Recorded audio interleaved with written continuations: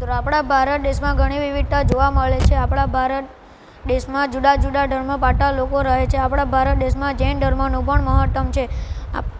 જૈન ધર્મના 24મા તીર્થંકર મહાવીર સ્વામીનો પરિચય તમને મારા મિત્રો કરાવશે.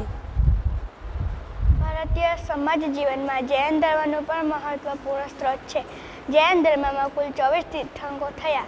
આગમ ગ્રંથ એ જૈન ધર્મને જાણવા માટેનો મહત્વપૂર્ણ સ્ત્રોત છે. ધર્મના પ્રથમ તીર્થંકર ઋષભદેવ હતા. મહાવીર સ્વામી એ જૈન ધર્મમાં 24મા તીર્થંકર હતા. મહાવીર સ્વામીનો જન્મ વચ્ચે સંઘના કુંડ ગ્રામમાં થયો હતો. સ્વામીનું બાળપણનું નામ વર્ધમાન હતું.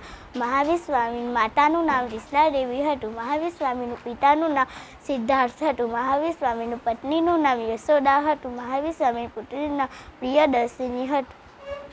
30 વર્ષની વયસે તેણે જ્ઞાનની શોધમાં ગૃહ ત્યાગ કર્યો. ભિક્ષુક જીવનમાં ધારણ કરી 12 વર્ષ સુધી કઠોર તપસ્યા કરી. એમના ઉપદેશને ત્રિરત્નો સિદ્ધાર્થ કહે છે. ત્રીજું પાલિકા નદીના કિનારે તેઓ શૌચર્ય જ્ઞાન એટલે કે કેવું જ્ઞાન પ્રાપ્ત થયું. પોતાની ઇન્દ્રિયો પર વિજ્ઞ જ્ઞાન પ્રાપ્ત થતા તેઓ જીન કહેવાયા. મહાવીર સ્વામીએ 5 ગ્રંથોનો ઉપદેશ આપ્યો.